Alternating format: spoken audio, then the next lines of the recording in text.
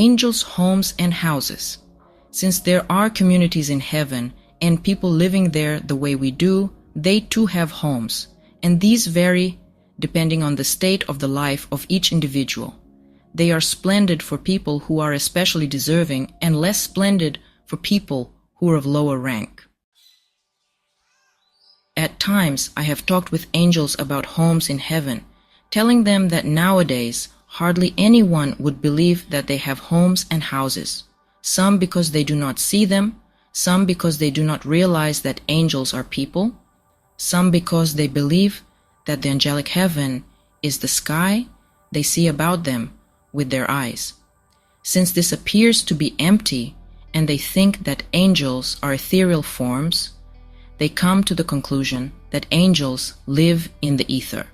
Further, they do not grasp the fact that the same kinds of things exist in the spiritual world as in the natural, because they know nothing about the spiritual. Angels have told me that they were aware that this kind of ignorance was prevalent in the world nowadays, and, remarkably enough, mainly within the church, and more among the intellectuals there than among the ones labeled simple. They have also said that people could know from the word that angels are people, because the ones that have been seen as people. So too was the Lord, who took on his full humanity.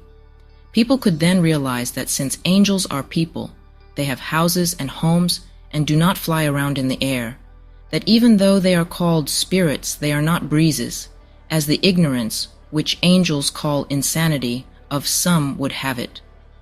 They could also grasp this if when they thought about angels and spirits, they would step outside their preconceptions, which happens when they are not constantly questioning and consciously pondering whether this is so. Everyone actually has a general notion that angels are in human form, and that they have homes that are called heavenly dwellings, which are more splendid than earthly houses. But this general notion, which comes from an inflow from heaven, the angels said, promptly collapses into nothing when it becomes the center of conscious attention and is faced with the question whether it is so. This happens particularly among scholars who have used their self-generated intelligence to shut off from themselves both heaven and the passage of light from it. Much the same happens in regard to faith in our life after death. People who talk about it without thinking at the same time from scholarly concepts of the soul or the doctrine of reunion with our physical bodies believe that after death we will live as people, among angels if we have lived well, and that then we will see magnificent sights and experience raptures. But the moment they focus on the doctrine of reunion with our bodies, or some hypothesis about the soul, and therefore begin to wonder whether the soul is really like this, whether it is all true, their former notion vanishes. But it would be better to present some experiential evidence at this point. Whenever I have talked with angels face to face, I have been with them in their houses. Their houses were just like the houses on earth that we call homes, but more beautiful. They have chambers, suites, and bedrooms in abundance, and courtyards with gardens, flower beds, and lawns around them. Where there is some concentration of people, the houses are adjoining, one near another, arranged in the form of a city with streets and lanes and public squares, just like the ones we see in cities on our earth. I have been allowed to stroll along them and look around wherever I wished, at times entering people's homes. This has happened when I was fully awake, with my inner sight opened. I have seen palaces in heaven that were so splendid as to be beyond description. Their upper stories shone as though they were made of pure gold, and their lower ones as though they were made of precious gems. Each palace seemed more splendid than the last. It was the same inside. The rooms were graced with such lovely adornments that neither words nor the arts and sciences are adequate to describe them. On the side that faced south, there were parklands, where everything sparkled in the same way.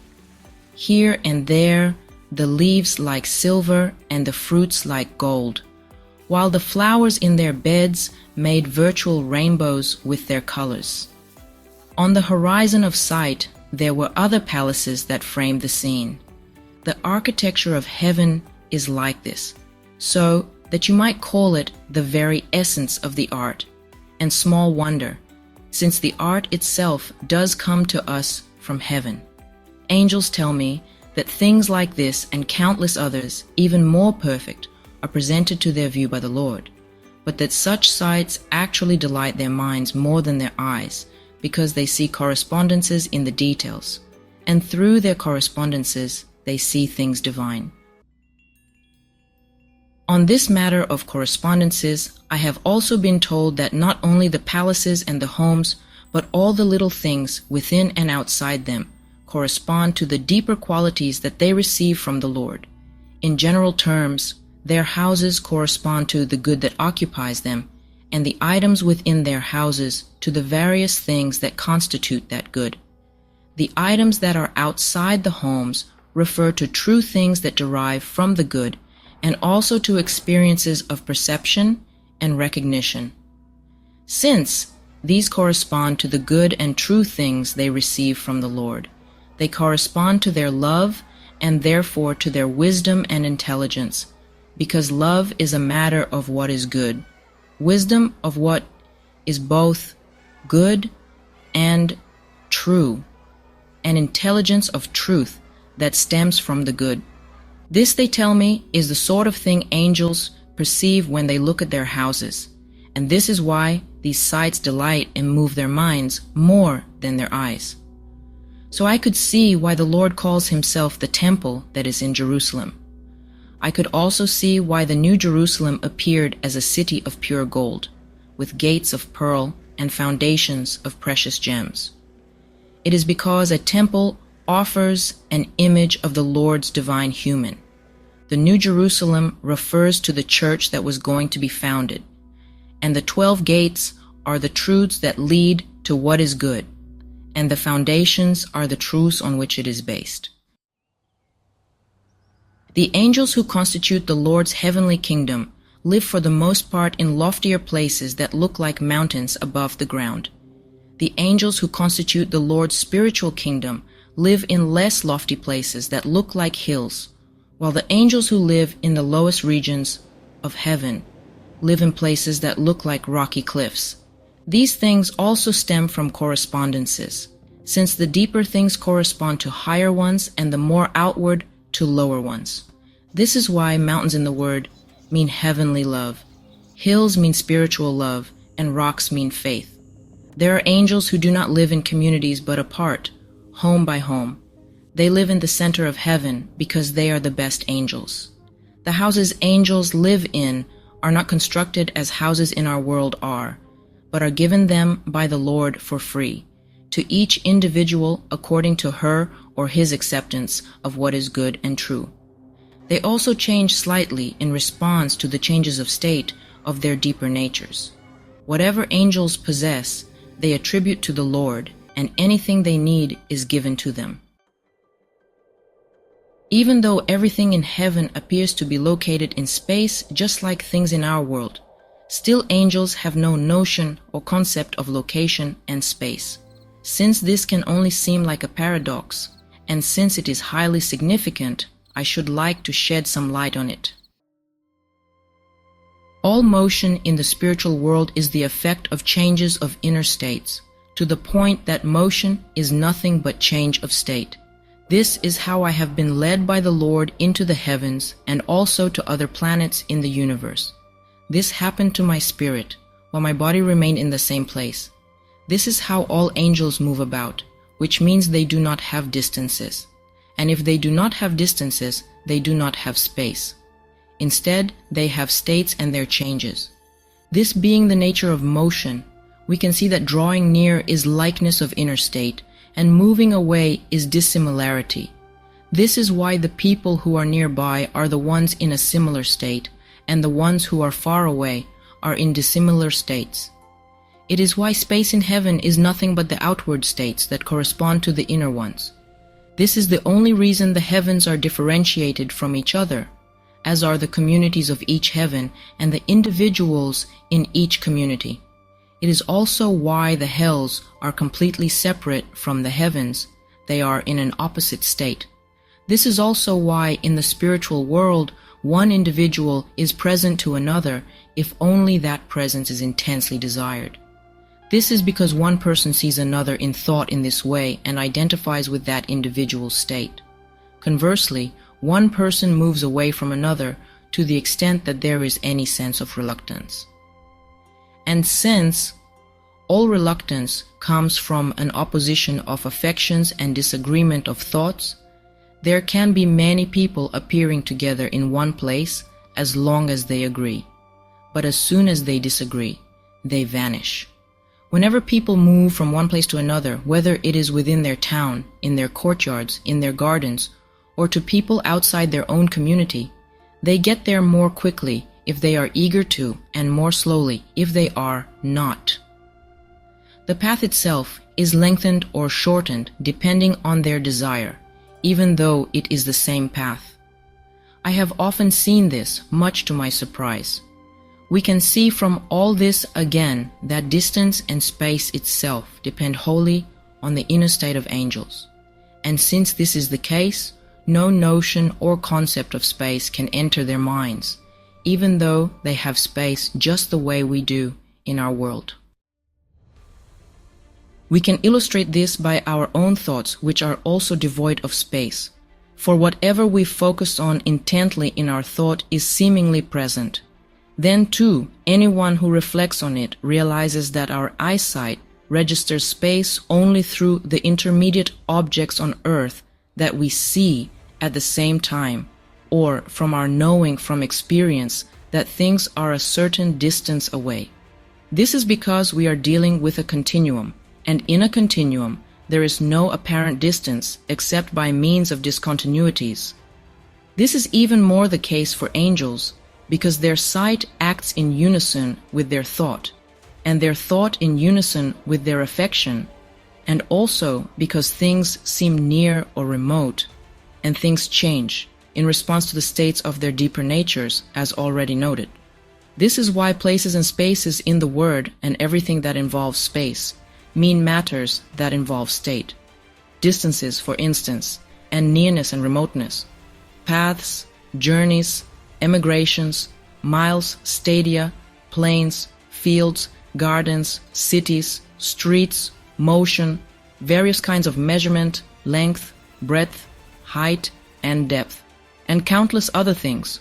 For so many things that enter our thought from our world derive something from space and time. I should like only to highlight what length, breadth, and height mean in the word. In this world, we call something long and broad if it is long and broad spatially, and the same holds true for high. In heaven, though, where thinking does not involve space, people understand length as a state of good and breadth as a state of truth, while height is their difference in regard to level. The reason these three dimensions are understood in this way is that length in heaven is from east to west, which is where people live who are in the good of love. Breadth in heaven is from south to north, where people live who are in truth because of what is good. And height in heaven applies to both in regard to their level. This is why qualities of this sort are meant in the word by length and breadth and height, as in Ezekiel chapters 40 to 48, where the measurements are given of the new temple and the new earth, with its courts, rooms, doors, gates, windows, and surroundings, referring to the new church and the good and true things that are in it. So too all the measurements elsewhere. The New Jerusalem is similarly described in Revelation as follows. Here the New Jerusalem means a new church, so its measurements mean attributes of that church, length referring to the good of its love, breadth to the truth that derives from that good, and height to both the good and the true in respect to their level. 12,000 stadia means everything good and true taken together. Otherwise, what would be the point of having its height be 12,000 stadia, like its length and its breadth? We can see in David that breadth in the word means truth. Jehovah, you have not left me in the grasp of my enemy's hand. You have made my feet stand in a broad place. Psalms 31, verse 8. I called on Jah from my constraint. He answered me in a broad place. Psalms 118, verse 5. There are other passages as well. For example, Isaiah chapter 8, verse 8, and Habakkuk chapter 1, verse 6. It also holds true elsewhere. We can see from this that even though there is space in heaven, as there is in our world, nothing there is evaluated on the basis of space, but only on the basis of state. Also, spaces there cannot be measured the way they can in our world, but only seen out of and in accordance with the state of their deeper natures. The essential first cause of all this is that the Lord is present to each individual according to that individual's love and faith, and that everything looks near or remote depending on His presence, since this is what defines everything that exists in the heavens. This is what gives angels wisdom, since it provides them with an outreach of thoughts, which in turn affords them communication with everyone in the heavens. In a word, this is what enables them to think spiritually and not naturally, the way we do.